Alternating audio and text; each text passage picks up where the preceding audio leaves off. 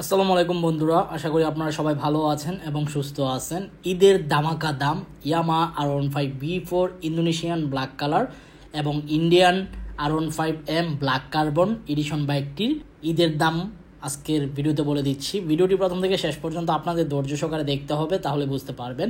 তবে এখনও পর্যন্ত যারা আরমান সারোয়ার ইউটিউব চ্যানেলটি সাবস্ক্রাইব করেন না, তারা অবশ্যই আরমান সারোয়ার ইউটিউব চ্যানেলটি সাবস্ক্রাইব করে ফেলবেন, যেন পরবর্তী আপডেট নোটিফিকেশন পেয়ে যান। বন্ধুরা, বর্তমান প্রেক্ষাপটে কিন্তু ইন্দু R15M ব্ল্যাক যেমন বের হয়েছে, ইন্ডিয়ান কার্বন ফাইবার ব্ল্যাকও তেমন বের হয়েছে বাংলাদেশের বাজারে।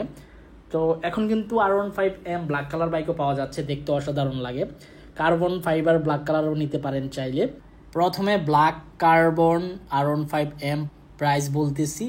এই বাইকটির প্রাইস চলতেছে আপনার 6,25,000 টাকা আস্কিং প্রাইস। কত টাকা আস্কিং প্রাইস চলতেছে? 6,25,000 টাকা আস্কিং প্রাইস চলতেছে কার্বন ফাইবার R15M। আর পাশাপাশি ইন্দু R15B4 ব্ল্যাক কালার বাইকটি দেখতেছেন, এই বাইকটির প্রাইস চলতেছে 6 লক্ষ টাকা আস্কিং প্রাইস।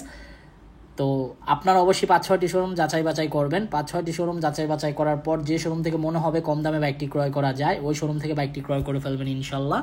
তবে বাইকের চারপাশ ঘুরে দেখবেন যে বাইকের মধ্যে কোনো প্রকার দাগ আছে কিনা। যদি দাগ থাকে তাহলে চেঞ্জ করে অন্য আরেকটা নিয়ে নেবেন, কারণ বাইক ক্রয় করার আগে আপনার সম্পূর্ণ অধিকার থাকে যে বাইকের মধ্যে কোনো প্রকার প্রবলেম থাকলে চেঞ্জ করতে পারেন। বাট বাইক কিনে চালানোর পরে এসে যদি কোনো অভিযোগ করেন, কোনো অভিযোগ কার্যকর হবে না। এই জন্য আপনার আগেই সতর্কমূলকভাবে যাচাই বাছাই করে তারপর বাইক ক্রয় করবেন।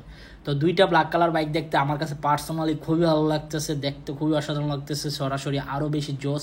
আর কার্বন ফাইবার বাইকটিও কিন্তু গ্লোসি কালার, আর ইন্দোনেশিয়ান R15B4 ব্ল্যাক কালার তো গ্লোসি কালার, আপনারা জানেনই। তবে আপনারা বাইক ক্রয় করবেন ঠিক আছে, বাট বাইকটি যথাযথ সার্ভিস মেনটেন করে চালাবেন। যখন যেটা দরকার প্রয়োজন লাগে বা যে পার্টস লাগে অবশ্যই লাগিয়ে চালাবেন, তাহলে একটা বাইক 10 বছর 15 বছরে কিছু হবে না। শৌখিনতার মাধ্যমে বাইক চালাতে পারবেন, নতুনের মতো থাকবে এক হাতে যদি বাইক চালান। এই ছিল আজকের ভিডিওর আপডেট ইনফরমেশন। দেখা হবে ইনশাল্লাহ পরবর্তী ভিডিওতে, এবং আল্লাহ হাফেজ।